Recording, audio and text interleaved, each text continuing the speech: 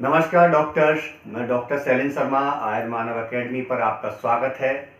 और आज एक ऐसा टॉपिक मैं आपके साथ शेयर कर रहा हूं जो हम सभी अपनी क्लिनिकल प्रैक्टिस करते हैं बट उन चीज़ों को ध्यान में रखना भूल जाते हैं। आपने आयुर्वेद में पढ़ा होगा कि आयुर्वेद में 3 प्रकार के उपस्तंभ बताए गए हैं।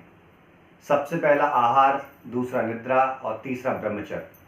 लेकिन आप मुझे ये बताइए, क्या ये तीनों का प्रयोग हम अपनी क्लिनिकल डायग्नोसिस बनाते वक्त करते हैं? क्या हम पेशेंट से इन तीनों चीज़ों के बारे में पूछते हैं? मोस्टली हम पूछ लेते हैं तो आहार के बारे में, मतलब उसकी डाइट क्या है। लेकिन इसमें मैं एक चीज़ और जोड़ना चाहूँगा कि आहार के साथ विहार भी आपको पूछना आवश्यक है। कैसे है, इस चीज़ पर हम डिटेल में चर्चा करेंगे। आहार के ऊपर आज मैं चर्चा करूंगा। नेक्स्ट वीडियो हमारा निद्रा और फिर ब्रह्मचर्य के ऊपर जाएगा। तो कंप्लीटली इस सीरीज में जुड़े रहिएगा।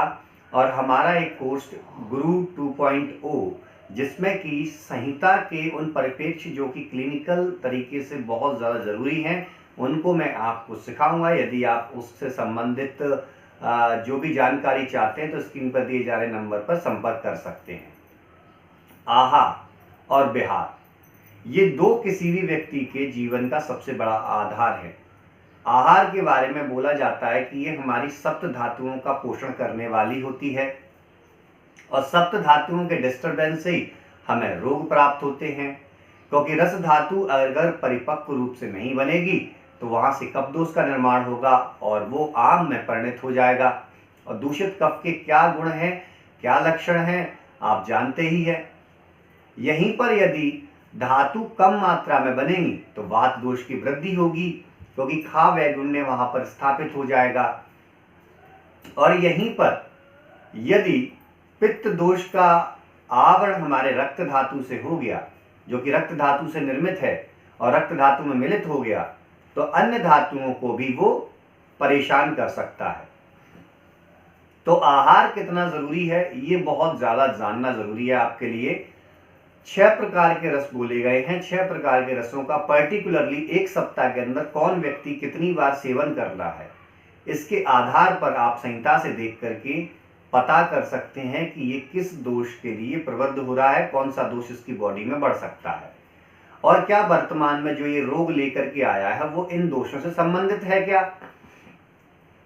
अगर आपको लगता है कि जो वर्तमान में रोग है उसका कारण ये दोष है और इन दोषों का कारण ये रस हैं जो आहार में ये ज्यादा मात्रा में ले रहा है या कम मात्रा में ले रहा है, तो यहां से आप उस पेशेंट का डाइट चार्ट बना सकते हैं और अर्ध चिकित्सा उसकी तैयार हो जाती है। और उसी के आधार पर आप औषधियों का चयन करके औषधि को उसको दे सकते हैं। तो देखिए कितना सिंपल हो गया ना, कि आहार को आपने चयनित किया और आहार के अनुसार आपने चिकित्सा का प्लान किया। अब इसी प्रकार आप विहार को भी देख सकते हैं। विहार में मीन्स उसकी लाइफ स्टाइल, उसके जागने का, सोने का, जो कि निद्रा है। नेक्स्ट टॉपिक निद्रा बहुत बड़ा टॉपिक है, उसको मैं डिटेल में लेना चाहूंगा जो नेक्स्ट वीडियो में आपको मिलेगा। तो वहां पर वो कब सोता है, सुबह उठते ही उसके विचार कैसे होते हैं, स्ट्रेस लेता है, डरा हुआ होता है, एक्सरसाइज करता है या नहीं करता है, या लेट जागता है, सुबह उठते ही खाना खा लेता है, सुबह उठते ही कुछ ना कुछ चबाने लगता है, या सुबह उठते ही वो गुनगुना पानी पीता है, उसकी हेल्दी लाइफ स्टाइल है। ये सारी चीजें बहुत बड़ा रोल अदा करती हैं। यहां से भी आप वात पित्त कफ को निकाल सकते हैं। दोपहर में उसका खाना खाने का टाइम क्या है, दोपहर में सोता है या जागता है, क्या उसकी कंडीशन है, शाम को वो कितने बजे खाना खा लेता है। बोला गया है सूर्यास्त से पहले हमें भोजन करना चाहिए।